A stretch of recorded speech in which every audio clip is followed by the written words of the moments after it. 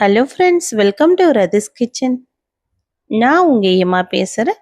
இன்னைக்கு நம்ம சேனலில் புரோட்டீன் அதிகம் நிறைந்த சிறுதானிய தோசை எப்படி செய்யலாம் தான் பார்க்க போகிறோம். ஃப்ரெண்ட்ஸ், இந்த ரெசிபியை ரொம்ப சுலபமான முறையில் செய்யலாம். வாரத்துக்கு ஒரு முறை இது போல் நம்ம சிறுதானியங்களில் தோசை செஞ்சு சாப்பிட்டோன்னா ரொம்ப ஆரோக்கியமாக இருக்கும். இந்த ரெசிபி எப்படி செய்யலான்னு வீடியோக்குள்ளே போய் பார்க்குறதுக்கு முன்னாடி நம்ம சேனலை இப்போ தான் முதல் முறையாக பார்க்குறீங்கன்னா சப்ஸ்கிரைப் பண்ணிவிட்டு கூட பெல் ஐக்கனை கிளிக் பண்ணிவிட்டு பாருங்கள் ஃப்ரெண்ட்ஸ். இப்போ வாங்க வீடியோக்குள்ளே போகலாம்.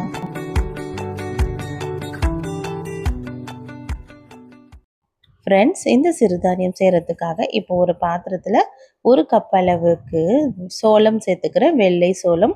இது கூடவே ஒரு கப் அளவுக்கு கேழ்வரகு, அதே கப்பில் ஒரு கப் அளவுக்கு வெள்ளை மூக்கடலையும் கருப்பு மூக்கடலையும் பாதி பாதி அளவு எடுத்து சேர்த்துக்கிறேன். ஒரு கப் அளவுக்கு பச்சை பயிறு, ஒரு கப் அளவுக்கு பச்சரிசி. இதெல்லாம் சேர்த்ததுக்கப்புறம் இது கூடவே 1/4 கப் கருப்பு உளுந்து சேர்த்துக்கலாம். இதெல்லாம் சேர்த்ததுக்கு அப்புறமா இதை நம்ம ஊற வைக்கணும். ஊற வைக்கிறதுக்கு முன்னாடி தண்ணி ஊற்றி நல்லா ஒரு 3-4 தடவை நல்லா இது போல் கையை வச்சு நல்லா அலசி எடுத்துக்கலாம். ஒரு 2-3 தடவை நல்லா அலசி எடுத்ததுக்கு அப்புறமா இதில் நார்மலாக நம்ம தண்ணி சேர்த்துட்டு ஊற வைப்போம்ல, அந்த அளவுக்கு நிறைய தண்ணி சேர்த்து நம்ம ஊற வச்சிடலாம். இப்போ நான் ஒரு மூடி போட்டு குறைஞ்சது ஒரு 6 மணி நேரமாவது ஊற வச்சு எடுத்துக்கலாம். இது நல்லா ஒரு 6 மணி நேரமாவது ஊறினா தான் இது ஈஸியாக அரைப்படும். நீங்கள் எந்த அளவுக்கு நீங்கள் இது போல் பருப்பு ஊற வைக்கிறீங்களோ அதுக்கேற்ற மாதிரி மிக்சிலையும் இல்லைன்னா கிரைண்டர்லேயும் சேர்த்து அரைச்சிக்குங்க. நான் இன்றைக்கி கொஞ்சம் நிறைய அளவு சேர்த்ததுனால இதில் நான் கிரைண்டரில் அரைச்சி எடுத்துக்கிறேன். அரைச்சி எடுத்த மாவு நல்லா நைஸாக இருக்கணும், கொரப்பாக இருக்கக்கூடாது. ஏன்னா இந்த சிறுதானியெல்லாம் நல்லா அரைப்பட்டால் தான் நல்லாயிருக்கும். இப்போ இதில் 1 டேபிள் ஸ்பூன் அளவுக்கு கல்லுப்பு சேர்த்துட்டு இதை நல்லா கரைச்சி விட்டுக்கலாம்.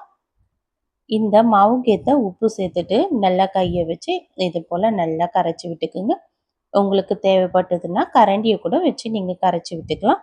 இது போல் நல்லா கரைச்சி விட்டுட்டு நார்மலாக தோசை மாவுலாம் புளிக்க வைப்போம்ல, குறைஞ்சது ஒரு 6 மணி நேரமாவது அது போல் நம்ம புளிக்க வச்சு எடுத்துக்கலாம். இப்போ ஒரு மூடி போட்டு மூடிட்டு இது நல்லா ஒரு 6 மணி நேரத்துக்காவது நம்ம புளிக்க வச்சிடலாம். சாயங்காலம் அரைக்கிறீங்கன்னா மறுநாள் காலையில் கூட நீங்கள் தோசை சுட்டுக்கலாம். இப்போ நல்லா மறுநாள் காலையில் நான் இதை ஓப்பன் பண்ணிவிட்டு நல்லா கலந்து விட்டுக்கிறேன். மாவு எந்த அளவுக்கு நல்லா பொங்கி வந்திருக்குல்ல, இதை நம்ம இட்லி ஊற்றினா கூட வரும். ஆனால் நான் இன்றைக்கி தோசை தான் செய்ய போகிறேன். இப்போ நான் நார்மலாக தோசை சுடுற மாதிரி தோசைக்கல் நல்லா சூடானதுக்கப்புறமா இது போல் நான் 1.5 கரண்டி அளவுக்கு மாவு எடுத்துகிட்டு இது போல் நான் மெலிசாக சுட்டி எடுத்துக்கிறேன்.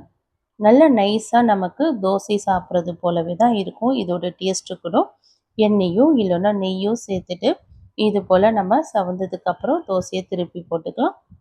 திருப்பி போட்டு நல்லா 2 பக்கம் நல்லா சவந்ததுக்கப்புறமா இந்த தோசையை எடுத்துக்கலாம். அவ்வளோதான். எவ்வளோ சுலபமான முறையில் இந்த சிறுதானிய தோசை ரெடி ஆயிடுச்சுல ஃப்ரெண்ட்ஸ். இதுக்கு எல்லா சட்னியும் மேட்சிங்காக இருக்கும். சிறுதானியம் சாப்பிடாத குழந்தைங்க பெரியவங்க கூட இது போல் தோசையாக செஞ்சு கொடுத்தோன்னா ரொம்ப சுலபமாக நல்ல டேஸ்ட்டாக இருக்குன்னு சாப்பிட்ருவாங்க. இது போல் வாரத்துக்கு ஒரு முறை செஞ்சு சாப்பிட்டு ரொம்ப ஆரோக்கியமாக வாழலாம். கண்டிப்பாக நீங்களும் ட்ரை பண்ணி பாருங்கள் ஃப்ரெண்ட்ஸ். ட்ரை பண்ணி பார்த்துட்டு எப்படி இருக்குன்னு எனக்கு மறக்காமல் கமெண்ட் பண்ணுங்கள். இந்த வீடியோ பிடிச்சிருந்தால் லைக் பண்ணுங்கள். தேங்க்யூ.